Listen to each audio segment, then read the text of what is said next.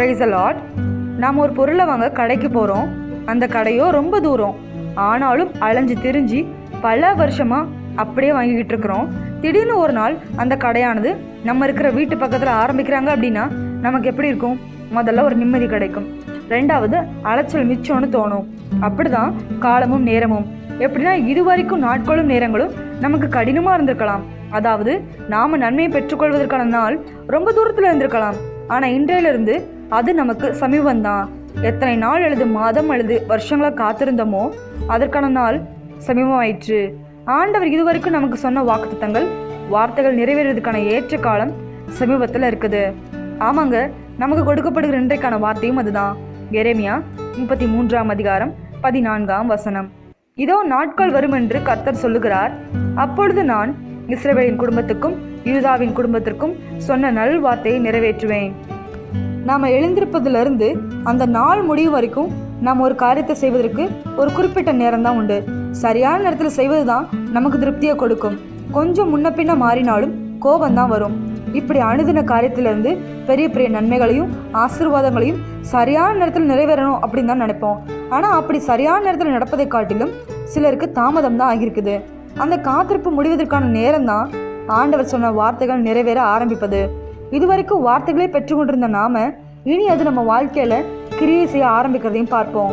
இப்படி நமக்கு நம்ம வாழ்க்கையில ஆண்டவர் குறித்த நேரம் வர தாமதமானதுனால நாம செய்கிற தவறு என்னன்னா, முதல்ல சலிப்புணர்வை அடையிறது. எப்படின்னா ஒவ்வொரு நாளும் எதிர்பார்த்து சலிப்படைஞ்சி மனசுல சந்தோஷமே இருக்காது, சோகமே காட்சின்னு இருப்பாங்க. இதுல முக்கியமானது என்னன்னா, மற்றவங்களுடைய வாழ்க்கையோட ஒப்பிடுவாங்க. கேட்டா அவ என்ன நல்லது பண்ணிட்டா, அவளுக்கு மட்டும் எல்லாமே நன்மையா முடியுதுன்னு சொல்லுவாங்க. இல்லைங்க, ஒவ்வொருத்தருக்கும் சில காலங்கள் உண்டு. நன்மையை பெற காத்திருக்கவும் சில நன்மைகளை பெற்றுக்கொண்டு அனுபவிக்கவும். ரெண்டாவது நாம செய்கிற தவறு என்னன்னா, யோசிக்காம செயல்படுறது. இன்றைக்கு நாம இதை செய்வதனால நாளைக்கு நமக்கு அது புது பிரச்சனை உருவாக்கணும் யோசிக்காம செஞ்சு பிரச்சனைகளை அதிகப்படுத்துறது. இதற்கு காரணமும் ஏற்ற காலம் உங்க வாழ்க்கையில வர தாமதமானது தான். இன்றைக்கு உங்க யோசனைக்கு இடம் கொடுக்காம ஆண்டவருடைய யோசனைக்கு இடம் கொடுங்க. அப்போதான் எல்லாவற்றையுமே பெற முடியும். அவர் சொன்ன நல் வார்த்தைகள், வாக்குத்தத்தங்கள் நிறைவேறுவதை உணரவும் முடியும். வேதாகமத்துல நெடுங்காலமாய் காத்திருத்தல் இருதயத்தை இழைக்க பண்ணும், விரும்பினது வரும்போதோ ஜீவ விருட்சம் போல் இருக்கும் என்று நீதிமொழிகள் 13ஆம் அதிகாரம் 12ஆம் வசனத்துல தெளிவாய் சொல்லப்பட்டிருக்குது. உதாரணத்துக்கு வேதாகமத்துல சொல்லப்பட்ட ஆகார் என்பவளுக்கு ஆண்டவர் கொடுத்த வார்த்தையும் அதை நிறைவேற்றியதையும் பத்தி சொல்றேன். பிள்ளைக்காக ஏக்கத்தோடு இருந்த ஆபிரகாமுக்கு ஆகார் பெற்றெடுத்த குமாரனால அவருடைய அடிமை பெண்றது ஸ்தானம் மாறி அந்தஸ்தும் அங்கீகாரமும் கிடைச்சது. ஈசாக்கு பிறந்த பின்னரும் கூட தன் மகன் என்று அதுவரைக்கும் கொஞ்சி மகிழ்ந்த அந்த ஆபிரகாம் இன்று தன்னையும் தன் மகனையும் அனுப்புகிறாரே என்று ஆகாரோட மனம் அங்கலாய்த்தது.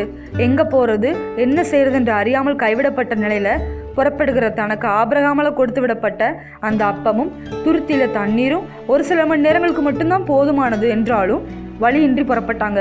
கையில் இருப்பதை வைத்து காலமெல்லாம் பிழைக்க முடியாது என்றாலும் கட்டாய திருமத்தமா புறப்பட்டாங்க. வனாந்திரமான இடம், கொண்டு வந்த தண்ணீரும் செலவழிந்தது. தாகத்தால பிள்ளை சத்தமிட்டு கதறியது. சத்தத்தை கேட்பாரும் இல்லை, எதிர்காலத்துக்கு வழியும் இல்லை.